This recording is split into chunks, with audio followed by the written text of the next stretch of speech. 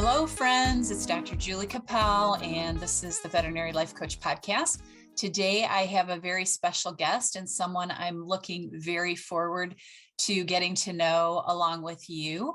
Her name is Teresa Bitner, and she is a project management professional, which is kind of works with computers and things like that, if I understand that correctly. She also has a master's in education, and she's a coach.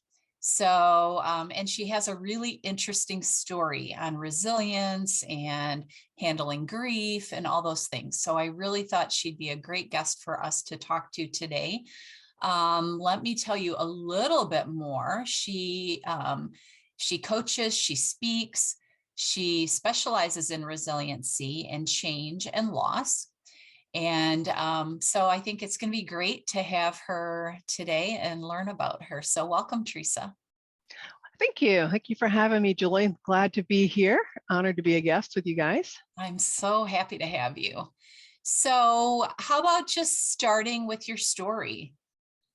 Start at the beginning. Yeah, just tell me about yourself, because we just met.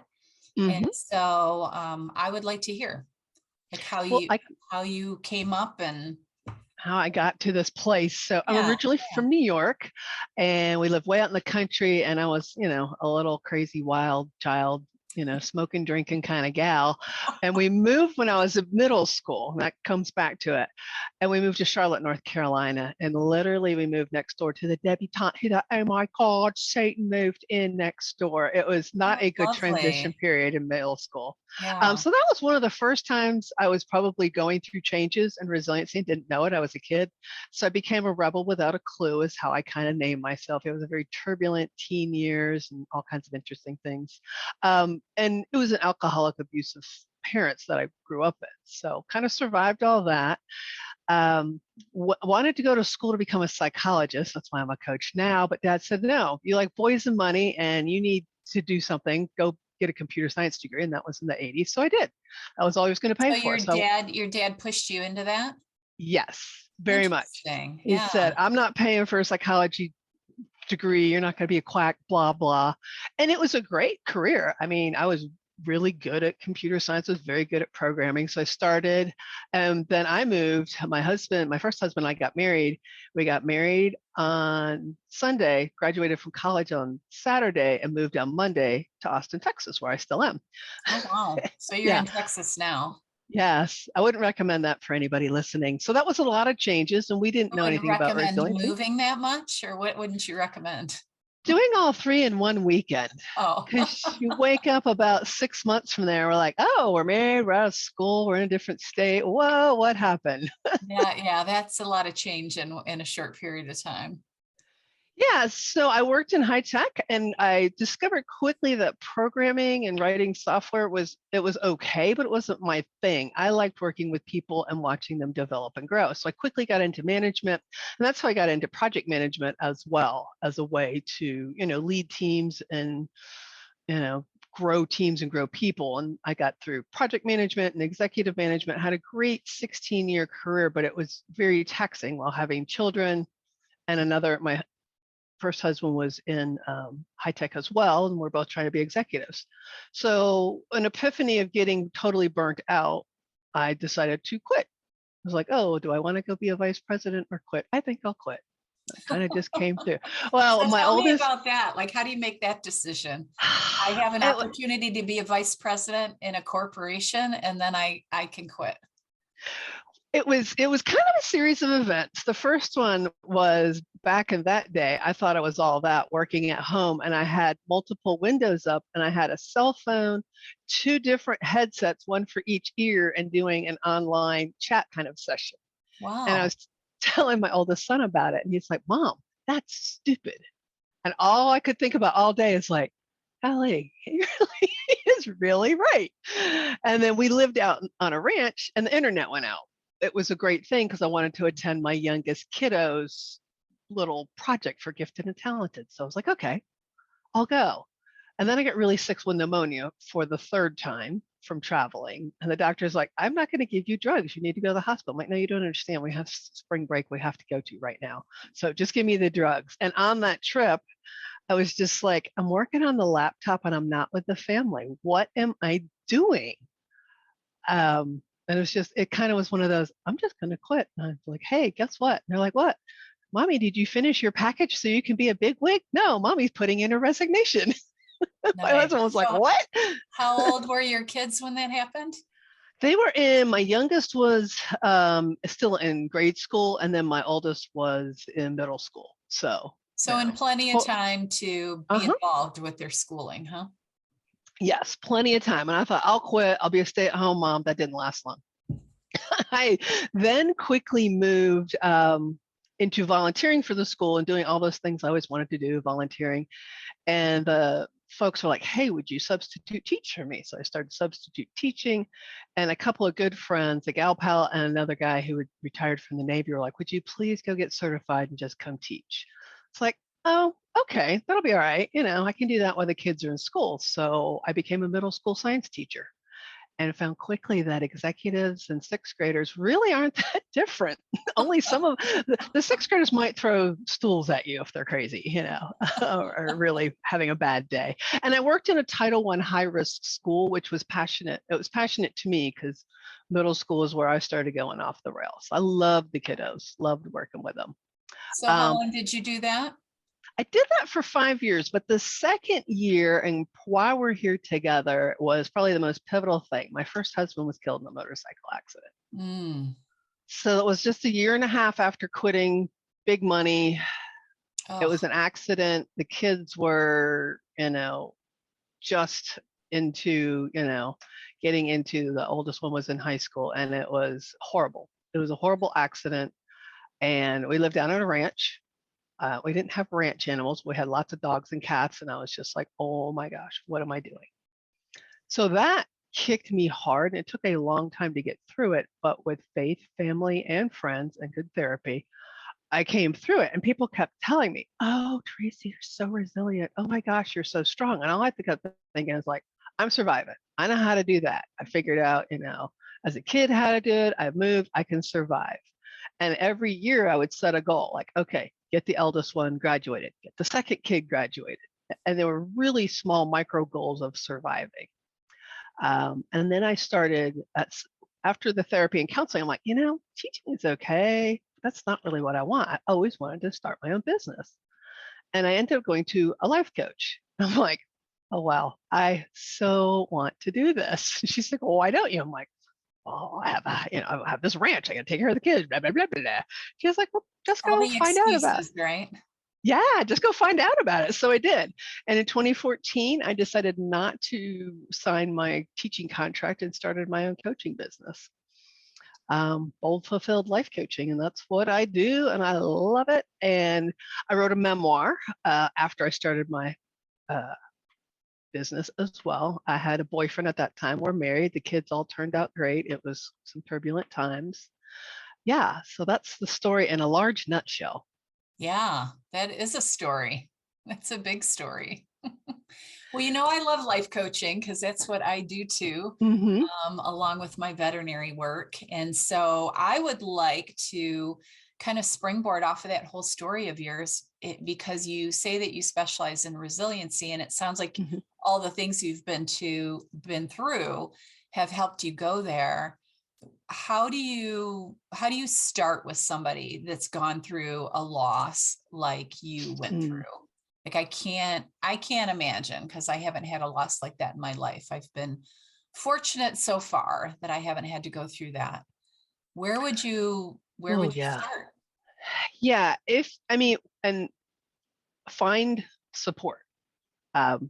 There's not, I was 42 at the time, I'm now 56, and there just isn't a lot of support for what I call air quotes, normal people.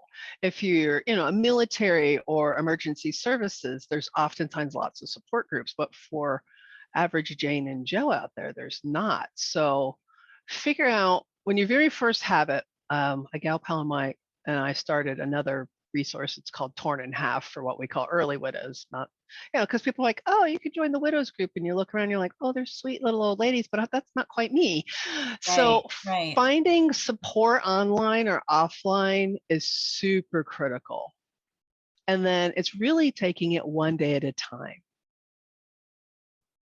That's the most important, and not one of the best advice I had was don't make any major decisions if you can for the first year. Yes, yes, I've heard that before. I've Mhm. heard other people say that is making big decisions is not a great idea. Financial decisions, Mhm. moving, like all Mhm. the things.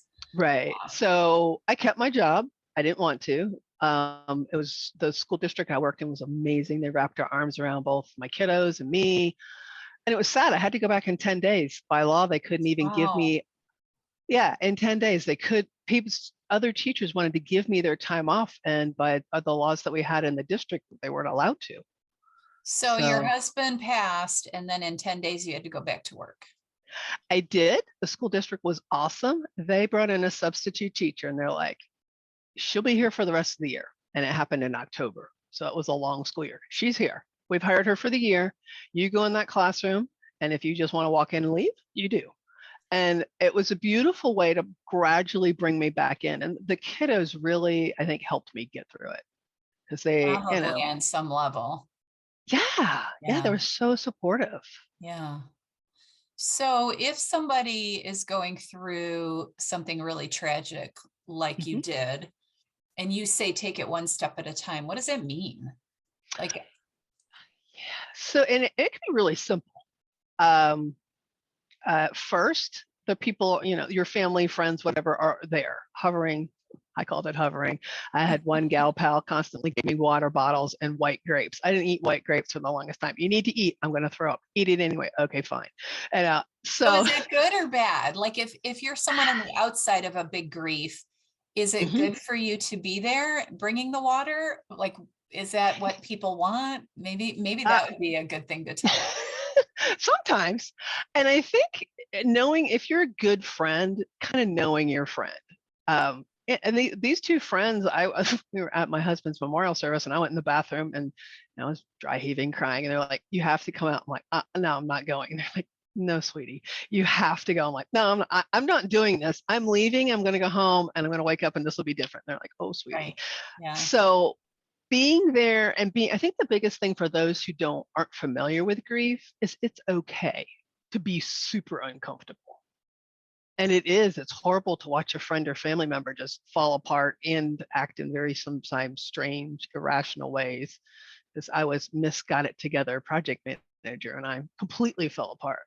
Right. Um, And that's to be expected.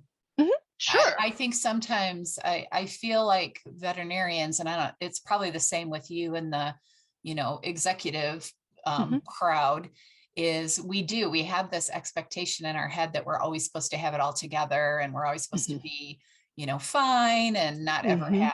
have anxiety or not ever have any big emotions. And I think that's part of the biggest problem Mhm. is us not being okay with feeling not okay. Does that make sense? Yeah, it certainly does. It reminds me of like Brene Brown in the lean into the discomfort. It didn't feel good. And I know it, my friends, we've had chances to help each other after that. The other thing I would say, and you had mentioned it, is being an executive. When I was an executive, I had employees die. I had to deal with that. And I know so much more than I did in my early 20s. Oh my goodness. Um, it's being as kind as you can and give as much as you can, but also I was, and after I started my coaching business, I had another death. My mom got sick with congestive heart failure and died. And I was working with a coach and I said, I have to close my business. I can't do this. She's like, why? I said, I can't cry with my clients. And she's like, Teresa, you're human. Oh my gosh, of course you can cry with your clients. I'm like, no, that's horrible. She's like, no, it's okay. You're human. And showing that will, it will have its own life. Yeah. And I really think that we need to remember that, that all that emotion is okay and all of it's normal and all of it, Mm-hmm. we all go through ups and downs in our lives. And Yeah. yeah, because that is a really important thing for my listeners to hear, because Mhm. we do have a lot of grief in our job.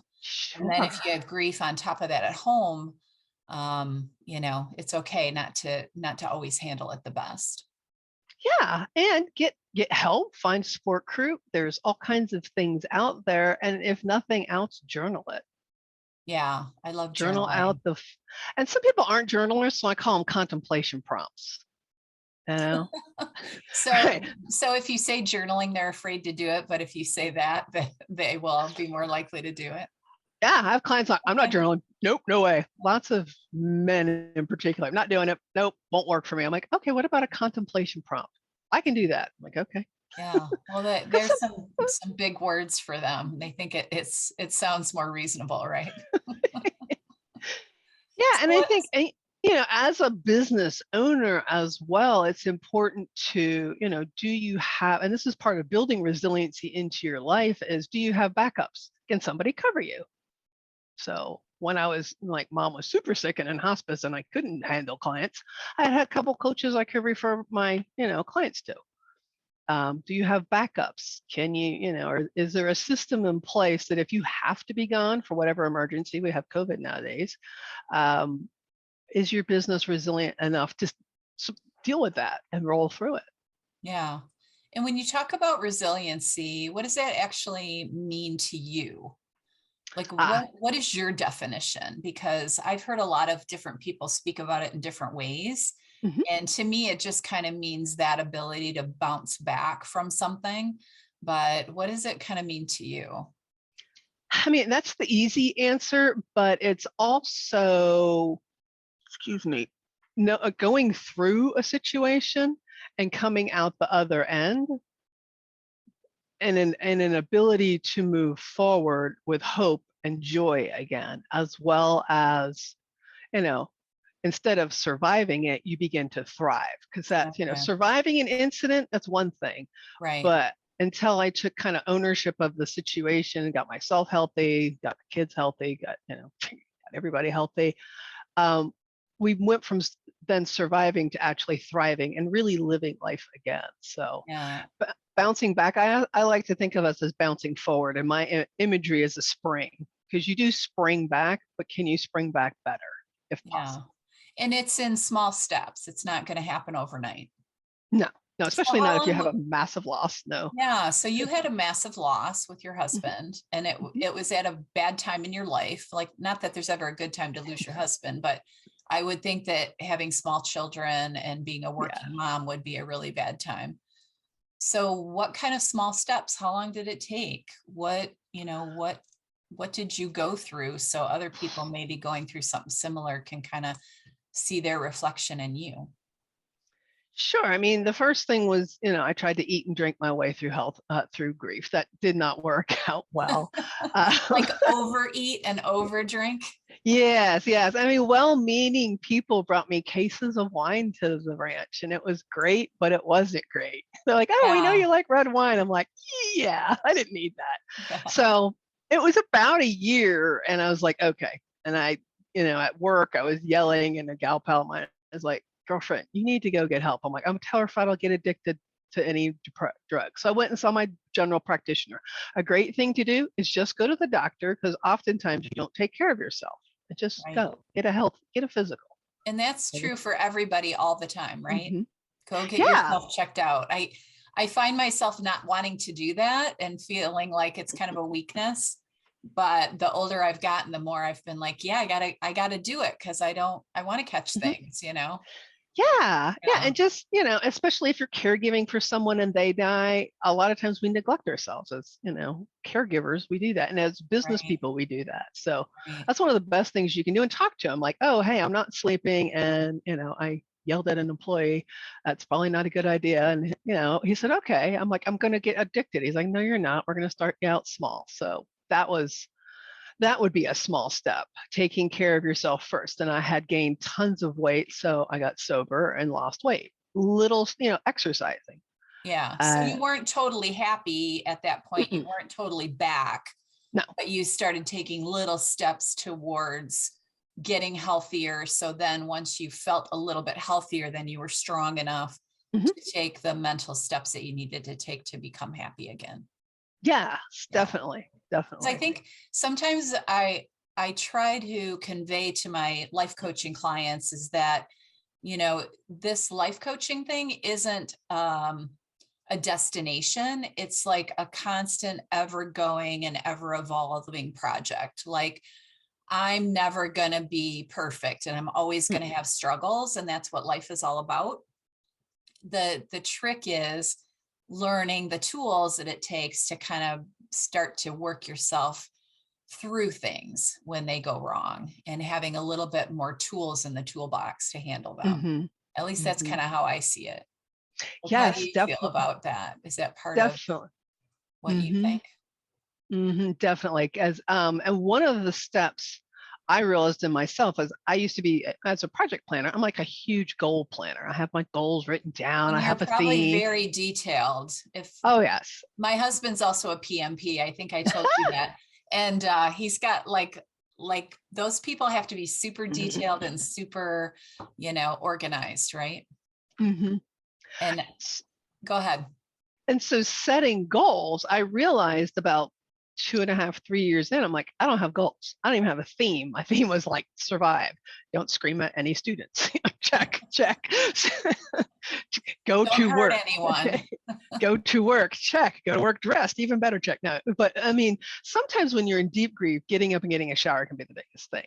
But then as you move forward, it's like, oh, I set a goal and I set, just kind of an intention. I was going to be brave and beautiful, whatever that meant that year. Okay. So that was So, actually the name of your goal. I'm going to be brave and beautiful. yeah, I and like that. That's really cool. I That's didn't, yeah, I didn't feel brave. I was terrified all the time. I was scared. We lived on a ranch. It was, way out in the middle of nowhere.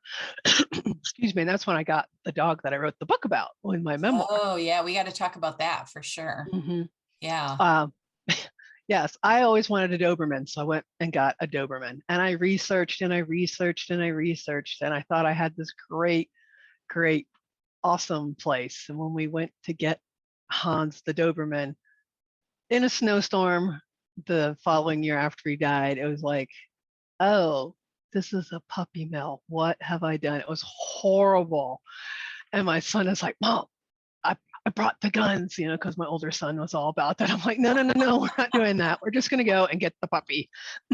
Totally sketchy, but we brought little Hanser home. So this was a year after your husband passed. Mm-hmm. Okay. Yes. So I tell thought me about Hans. Tell me about the Doberman. oh, Hans, we needed, and I decided I wanted a Doberman, always did. It'd be big, strong, scary. And anybody who's a Doberman owner probably knows that's not how he grew up to be. He's a big They're big wiener. wimps, right? Yeah, he was a big, goofy playboy. Oh, he's so fun. But they're scary looking. And So he, if you want yeah. just a watchdog, then Mhm. I think on some level that's a good one because nobody's going to walk in your house with a Doberman. No, no. Yeah, And he barked. Yeah, the bark was enough to terrify anybody. right. Um, and we got him to have some fun and joy in our lives. And it was the same Christmas. I tried to order Christmas presents for my kids online, and I didn't open the package till midnight the night of Christmas Eve. And it was the wrong package. It wasn't our stuff. And I walked upstairs. I'm like, I'm the biggest loser, Mom. Boo. They're like, it's okay, Mom. We're going to get a puppy. So yeah, so Hans came in as a puppers and he was great. He grew up to be a goofy boy and he ended up being my therapy dog. That's what I call him. Not officially, not at all, Right, but right. many, many nights it would be me sitting on the one side of the couch, Hans are on the other side. We had another dog, Christy, and then another dog. My son's like, hey, Mom, you need to rescue this dog too. So we had Duke, but Hans was my dog that I talked to. And he was of another world, we swear. Because he would just sit and he would look at you with those big, brown, intense eyes and just listen and just, love on me and lick away the tears and things. And so, yeah, he was a super special dude. And he helped the kiddos too, because I mean, it's nothing like having a small pony in your house. Right, right. So tell me about that relationship and what prompted you to write the book, because the book is about how he kind of Hmm. saved you, or tell me about Yes. that. Yeah. Yeah. The book is called Soul Love: How a Dog Taught Me to Breathe Again. And the book came about as many people kept saying, you need to tell your story. You need to tell your story. And I'm like, I don't want to tell my story. You guys only see the good stuff. You don't know the yick behind the doors that happen, the cursing, Right. the crying, Yeah. the screaming, the fights. I mean, they didn't see it. So I kept sort of a journal after my husband passed, but not a great one. It was a lot of it was Facebook posts is how I came up with the book, because I promised my Really? friends I would do a daily Facebook post along with the daily devotionals I had, so that they knew I was alive and I didn't off myself. That was kind of my joke. I'll post Really? so y'all stop calling me because I didn't want to talk to people. So I Oh, is it introduced. a private Facebook group that just your friends could read, or was it public? No, I just put it out there. I do the devotional and say something about what was going on in school, or Hans ate this as a puppy. Yeah, they eat everything Yeah, and right. tear everything Dude, up. Dobermans are like that. Yeah. So I wrote the book, and Hans tells all the yucky parts that I'm embarrassed about talking Oh, about. interesting. And he also talks from that, wow, I'm really worried about mom. She's drinking again, kind of a thing, and what's happening in the household. Because it gets kind of dark and dreary, and I go into the dark place, as what he describes it as. So it's kind of a unique way of writing it, but it allowed me to tell the whole story without it being me telling it, if that makes any strange sense. Yeah, I mean, it does, because it kind of takes away the personal part of it Hmm. and Hmm. makes it from the dog's perspective. So did you write the book to help people? Like what was the purpose? To help other people that are in a similar circumstance than you, to realize that you can get really, really dark and have a Hmm. lot of issues after someone in your family passes, but you can work your way back out of it? Like, what is the moral of the story?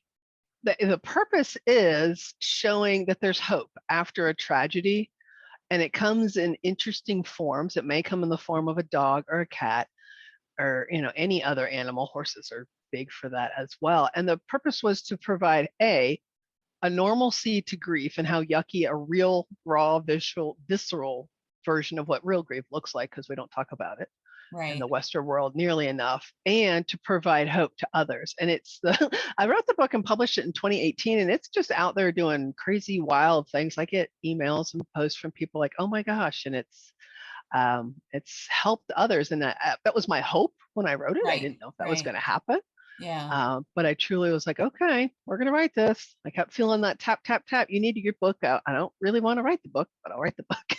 Yeah, yeah. Well, and I think in on some level, just letting other people know that they're not alone Right, in this kind of right. situation, because there's Hmm. so many people that have gone through terrible, terrible grief.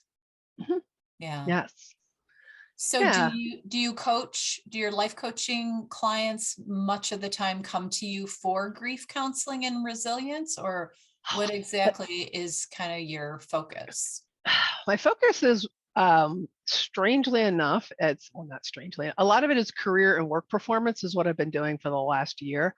Okay. I'm also, excuse me, also mental health trained. So I do coaching, um, and very much coaching, not therapy, but around anxiety and work performance anxiety. The imposter syndrome is a lot of it. Mm, And yeah. it comes, I do have some grief clients, but most of my clients are either career changers, job changers.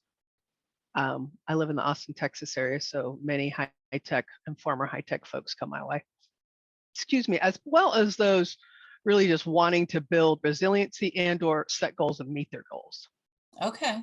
Well, let me kind of dovetail into this then, Hmm. because in veterinary medicine, I don't know if you're familiar, but in our industry right now, there is a lot of mental health struggles, a lot of people wanting to change jobs, Mm. just to get away from the profession because of the stress that they feel.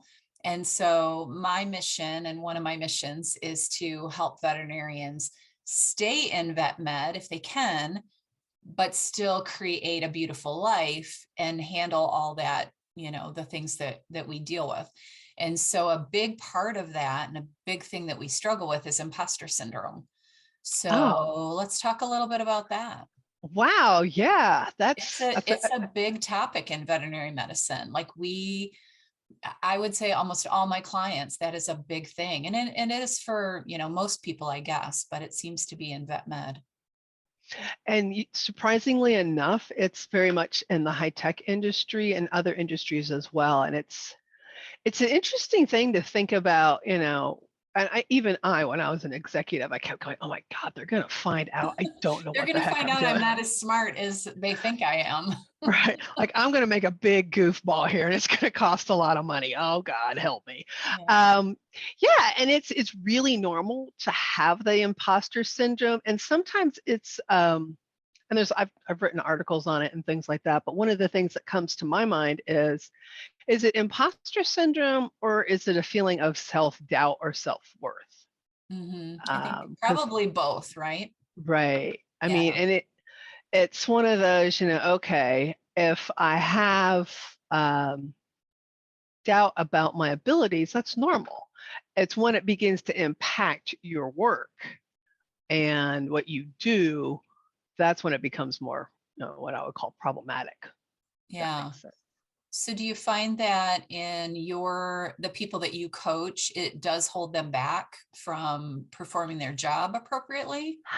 I don't know that I would say appropriately. I would say it can really impact, are you going to go for it?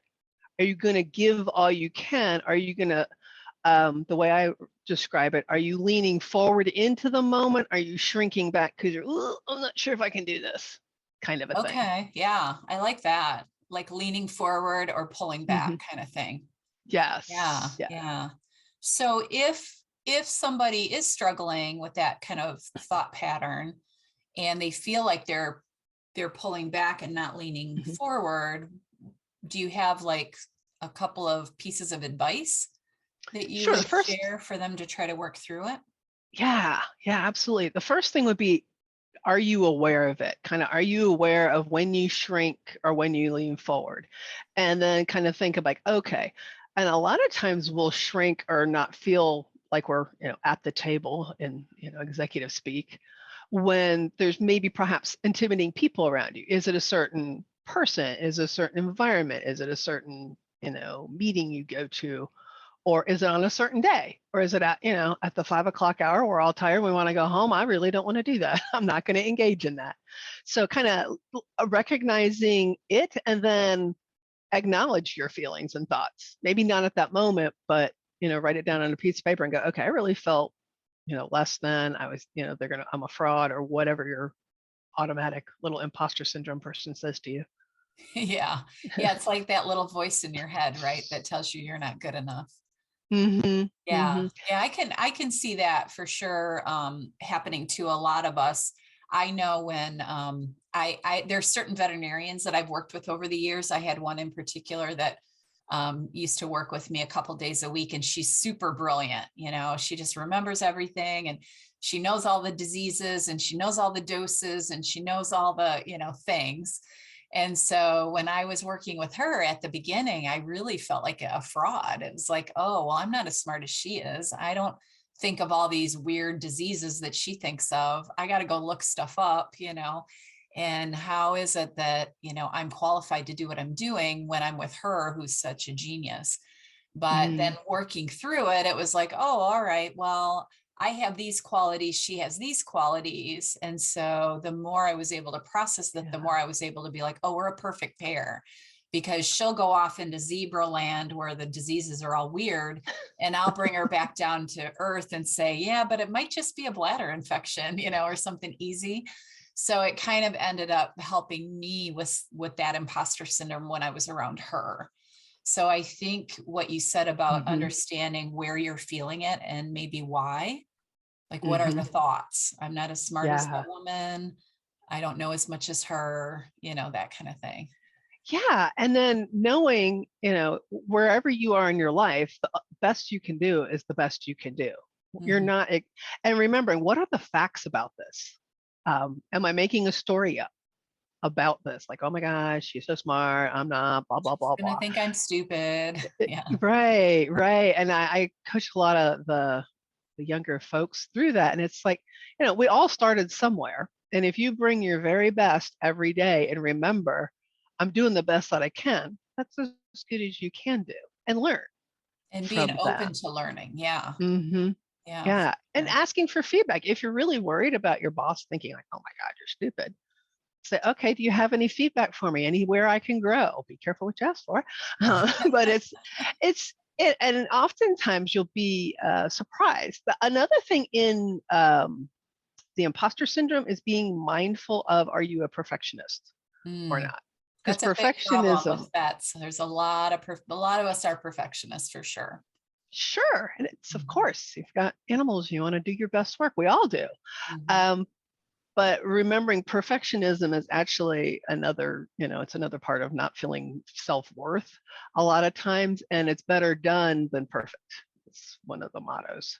Yeah. Yeah. Or just getting stuff out there into the Hmm. world and doing is Hmm. better than holding yourself back, because I don't think people realize that the perfectionism stops. It stops them from living. Yeah, Yeah. yeah. That's why a lot of people want to quit the profession, is because they're afraid to make a mistake, or, it's too stressful because they're afraid they're going to make a mistake. And that perfectionism gets in their head. And then the Mm-hmm. stress of that causes them to want to get out. And, then you're not doing the thing that you really, really want to do. Yeah, and a great way to ask yourself is this: what is enough? What's enough? At the end of the day, have you done your best, and have you done enough? Doesn't have to be Yeah. perfect.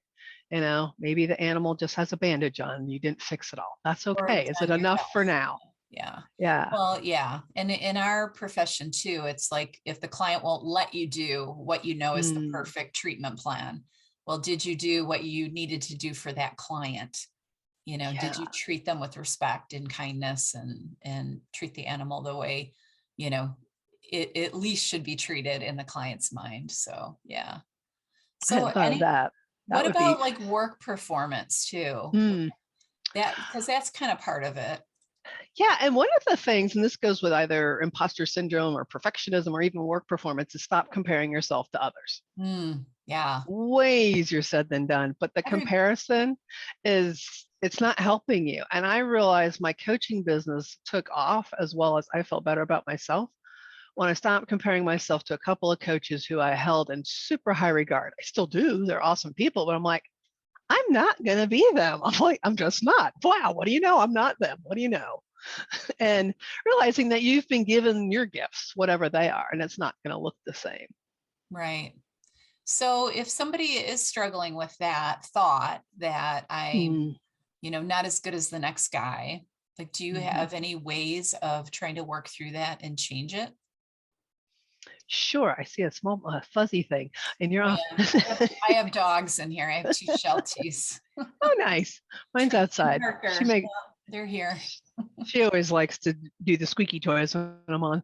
Right. So yeah, if you're not feeling enough, a great thing to do, and they do this in the military because my oldest son's in the military, and they did it in school. It's called an I love you file, and it's Mm, start keeping a file of all. I used to call it a kudos.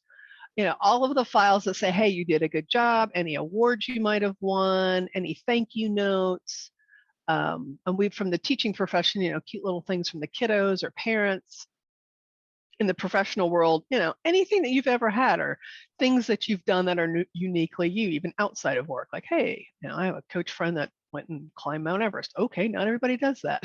yeah, for sure. Run a marathon or something like Right. Yeah. Do something that's really neat and anything that makes you feel good. And that's your I love you file when you have those yucky days when, of course, it's going to happen. You feel bad or something happened. You kind of get it back out and go, hey, remember? That's what us as coaches do. Remember? You're awesome. Look in that mirror of awesomeness. Yeah, I've also challenged people to kind of write a list of, in my coaching, it's write a list of what you love about veterinary medicine, and then all the good things that have happened to you in veterinary medicine, Mm, which is very much the same. yeah, It's just all the amazing things, because we really have a tendency to focus on the negative, right?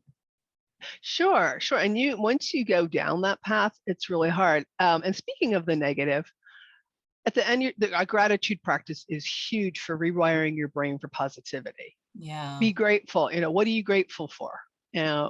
3 gratitudes a day. And it doesn't have to be a big process. I just put a timer on my phone when I first started as a coach. I'm like, oh my God, I have to do this stupid gratitude practice. That was my attitude. I'm like, oh, still coming from high tech Yeah, and us life education. coaches, we still have those attitudes sometimes, right? And it took years. And I have like an incorporated one. I do it every day. I have a little positive calendar and I write my gratitudes down. I mean, if you'd asked me, 8 years ago when I started my business, are you going to write gratitudes down? I'll be like, no, never. But it really can wire your brain for looking for positivity. Right, rather than the negatives, because that's what we have a tendency to do Yeah. in our And jobs and our practice. and you can do that in, meetings at the office or even at home. Like, what are the highlights of this week? What are your lowlights? How can I help you? Yeah. So let me ask you this, since you worked as a manager of people, right? And then of Hmm. kids as a teacher. Yeah. And a What, department head of other teachers. Woo, that was fun. right, yeah. So you're in that seat. And most of us as veterinarians are, because we have people Hmm. that work with us. Hmm. What advice would you give to the veterinarians for the people in their practice if they have a very kind of negative, the buzzword is kind of toxic culture? Like, how can one individual try to move that needle a little bit? Do you have any of that advice? Oh, wow. I have all kinds of thoughts. Worked in Oh, it, been good. in it, lived in it, found out in teaching. Wow. Some people are in middle school still. It was, yeah. Um, if you notice the toxicity, and as the manager, if you notice it's your employees, that's one. I'm all about nip it in the bud. I don't know if that's my New York kind of let's take care of it now, You're deal with it, direct. direct kind of thing. But it's like, oh, okay, hey, let's get together and acknowledge what's going wrong, what's not okay. And sometimes if you gather a group and they don't want to do that, and I used to do this in my high tech life, is I would give everybody sticky notes. Like, okay, write down, 5 things that you're upset, angry about, and that can happen. Um, and then, So do you mean anonymously? Like if you had a group of people, uh-huh. then they could turn in the sticky notes without owning it. Right. And I would Yeah, leave the room and they would that's all go genius. stick their sticky notes up on the board. And you could see groupings like, well, oh my gosh, there's 30 sticky notes over here that, wow, I've been working you to death. Oops. What can I do about that kind of a thing? And and I would go in, and it's easier said than done as the manager to not kind of take this personally. Oh, well, look at y'all are whining about this. Nah, nah, nah, nah, nah. But trying to go in, and then it's back to the good old Stephen Covey, seek to understand what's going on. And then also I would always ask the flip side, what's going right? So we do kind of 2 exercises and figure out Right. how can we bridge that gap. Yeah. And oh my gosh, like I didn't realize that, so and so can't work on Saturdays because they have a new baby. It would have been nice if somebody had told me. I wouldn't make you work then. I'm mom. I'm not horrible. Okay. That I love that exercise, because I talk to a lot of my colleagues who are really anti-conflict. Mhm. I always say I like conflict, and I kind of do, which is weird, but but some I people get that. are, yeah, but well, because you're direct like I am too. But so some people have trouble with that. So I like Hmm. that sticky note idea, because then you're not getting it directly in the face and you're not having to confront it right away. You can kind of get all of the angst out. Hmm. So once you figure out what's wrong, how do you start turning them around? Well, and I'm, and this, if you can build consensus that we all agree that this is a problem. Now, Ah, sometimes in management, it's a problem for them, but not a problem for me because I got to make you do this right, odious task. right. And sometimes making sure as a manager you're communicating as much as you can to them about why this is important to the business, why we're doing this. Never any fun. We're like, hey, we're going to update the office software and do blah blah blah. Aren't y'all excited? No, nobody is. That would be an example that most of us can relate to. But if you can explain why, and help, and using the words "help me understand," I think are some of the Mm. best words you can do to has like a help me understand how this is impacting your job. And Because we also, don't always, right? We don't always mm-mm, understand why the other people have a gripe. mm-mm. I've always said that, in a veterinary hospital, you have different departments. You have the receptionists or the CRIs and the managers and the techs, and Mm-hmm. you don't always feel their pain. Yeah. And you might not know. World. Yeah. Oh, I believe in this. Man, my life is great. Man, all these people are not happy. What did I do? And be willing to learn yourself as a veterinarian. Like, oh, we implemented this. This is working really well for me. Ooh, how can we make it better for you? Right. If that's possible. And sometimes as a leader, sometimes you just say, hey, this is the way it's going to be. Yeah. And if they're super toxic and disruptive in the workforce, you can have one-on-one conversations with them about, this is not tolerable. And if you don't fix it, you're going to have to go. Right.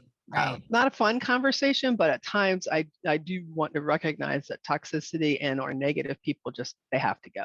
Because they're just an unhappy, miserable person. And if you have EAP programs for anybody, and find out what's going on. Maybe they've got a personal loss in their life or a struggle or an addiction, or their, mom's ill and dying, and find out, hey, what's going on? This is not your normal behavior.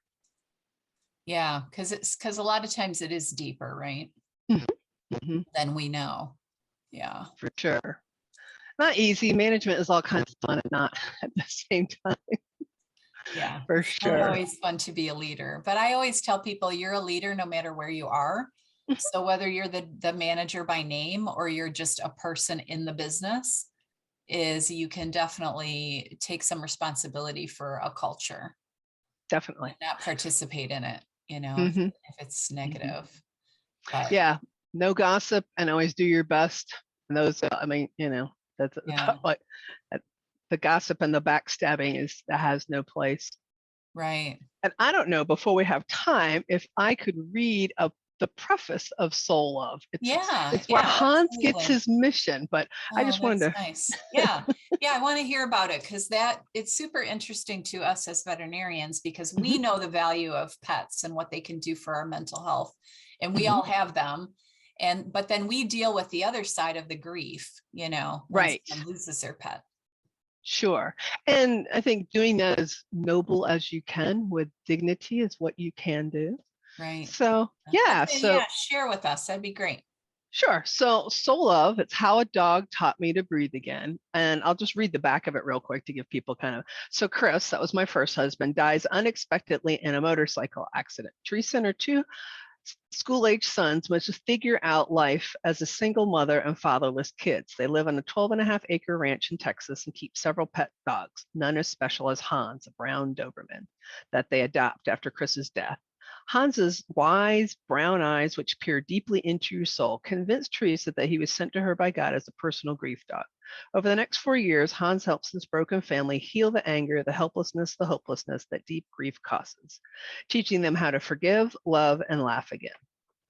So my editor wrote that. She was awesome. Sounds good. Yes. Read it now. So here's the prologue. And this is Hans, and you have different type for Hans in the book. It says, I'm in heaven, having a blast, the best life ever for an animal. I sleep, I play, I eat, I love, and just exist. Heaven is the greatest reward of all. In heaven, all animals live in perfect harmony. Dogs and cats are buddies. Foxes and hens are friends. Fish and birds hang out and have fun. No one has the fear of being eaten or killed. We just live and are happy together. One of my best buddies is a black cat named Niles.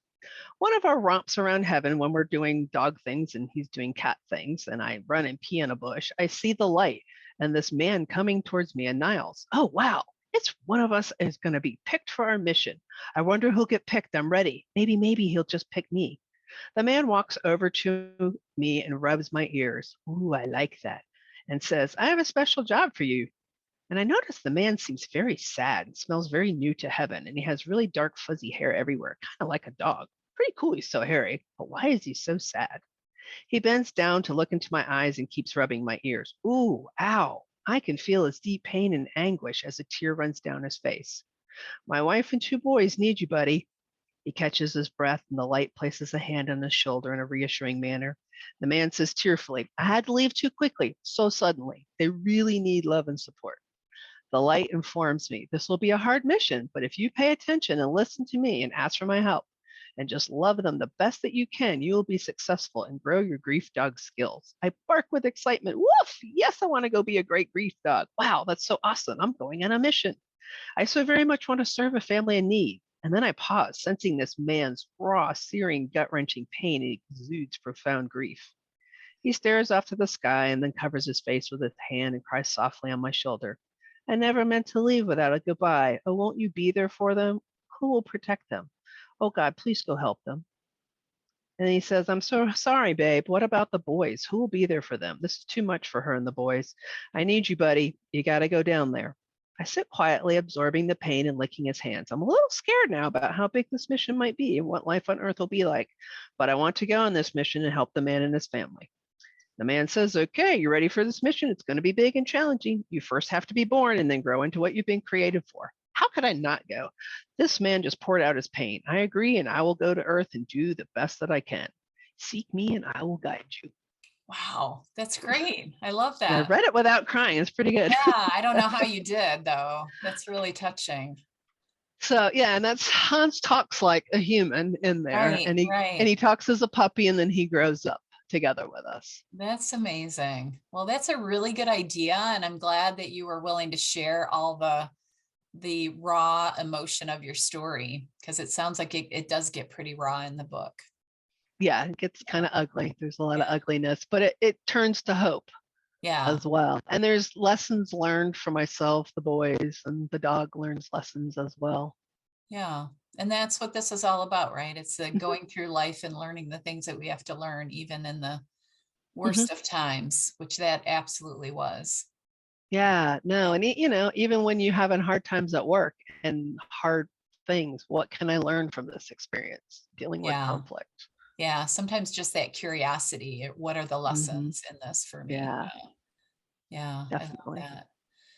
All right. Well, before we wrap up, I love you reading that. Thank you so much. You're welcome. Thank you for giving me the That you were opportunity. able to do it. So what's one more thing that you would like to share that I didn't ask you or we didn't talk about before we wrap up? I think it's to live, to love, and to laugh. Mm, That's like my motto. yeah. Uh, my husband was an Eagles a Boy Scout troop master, and one of the Eagle Scouts drew this thing, and some of us got it tattooed on us, and it has live, love, laugh, because that emboldens what life is really about. No matter what, can you live? Can you love? Can you laugh? Yeah. And that's the spirit of your husband as Yeah, well. Yeah. yeah, and the spirit of life. That's what we're put here for. Right. Right. All right. Well, tell anybody that's listening to us where they can find you if they want to learn more, if they want to check out your book, um, Sure. website, whatever you want to share before we wrap Excellent. up. Website's probably the easiest, and it's Okay. Bold Fulfilled Life Coach, all one word.com. That's